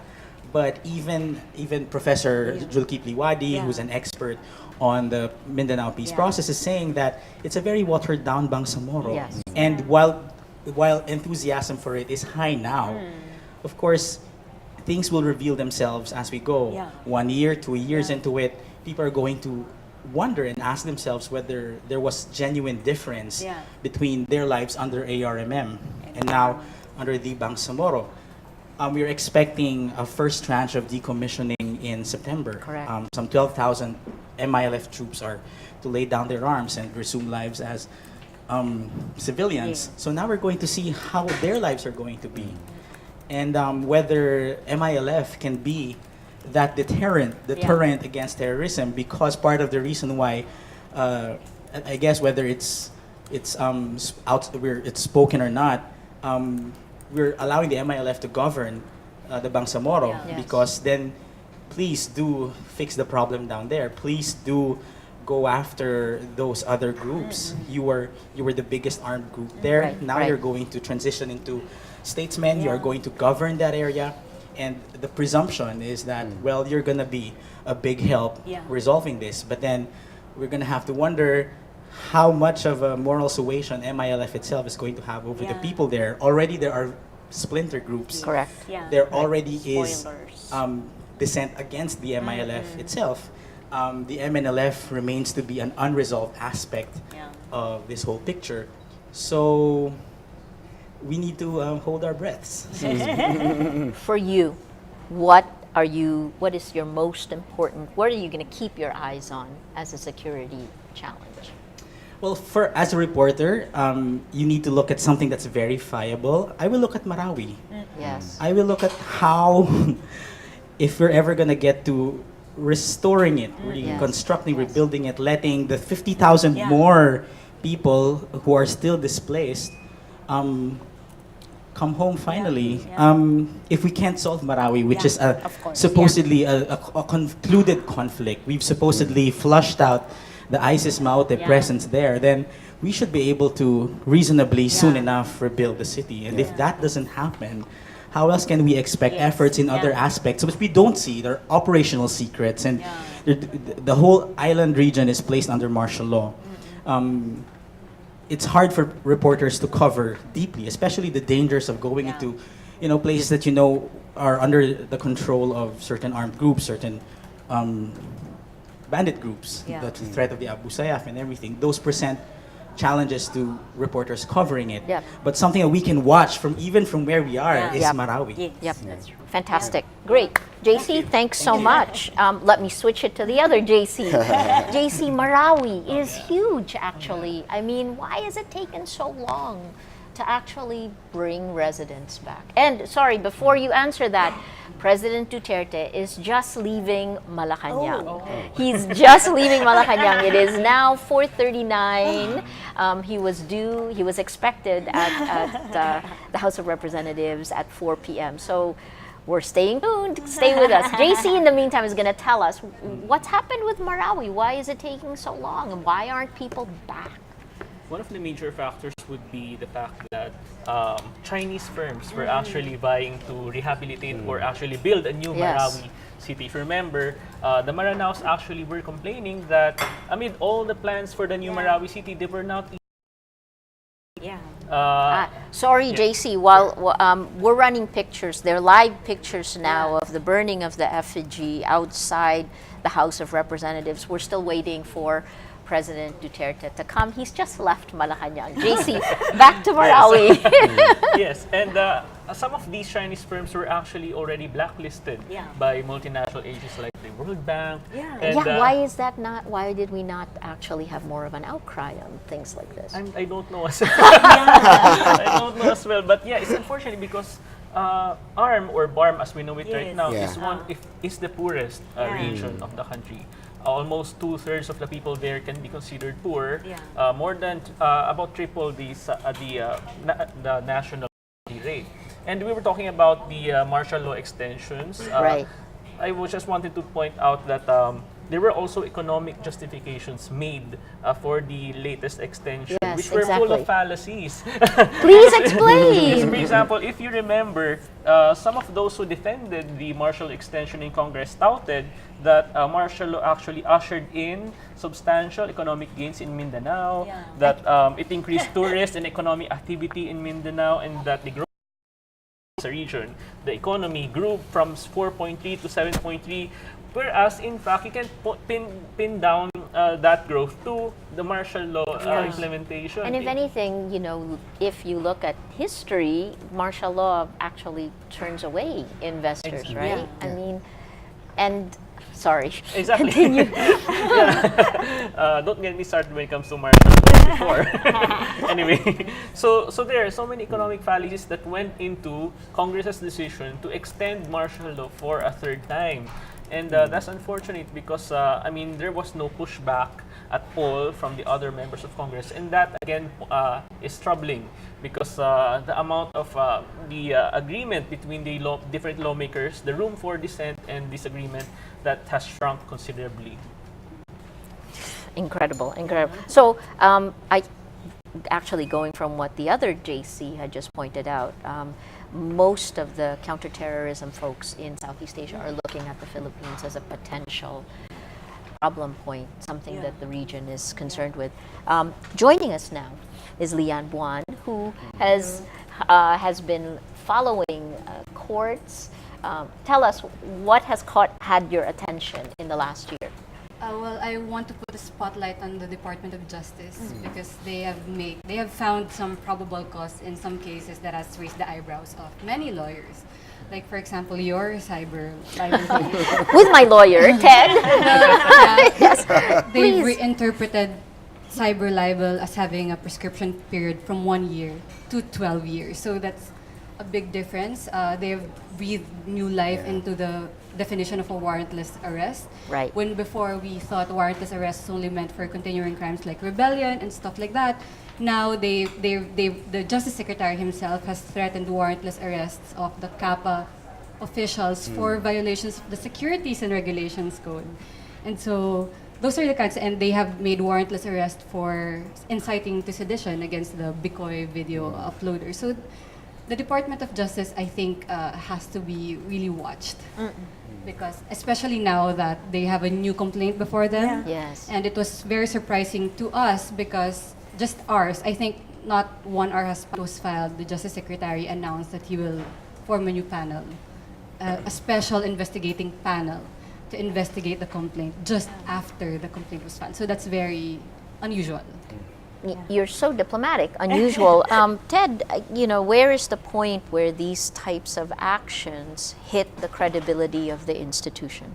Well, when the actions themselves are shown to be without basis. Yeah. So I agree totally that there has been some experiments done in terms of Also diplomatic. in terms of probable cause, and it didn't start with the Department of Justice. It started with Tokhang. Yeah. Tokhang is really something that should have been based on probable cause. Search warrants are under the Constitution are required to be issued only after probable cause. And then, of course, warrantless arrests in particular instances. And then for this particular instance, I mean, okay, I am personally interested because I'm one of those people named. Yeah. But, Transparent. But the strange thing, the striking thing for me was not just the speed at which the panel was formed. It was who formed the panel. Yes. Because the secretary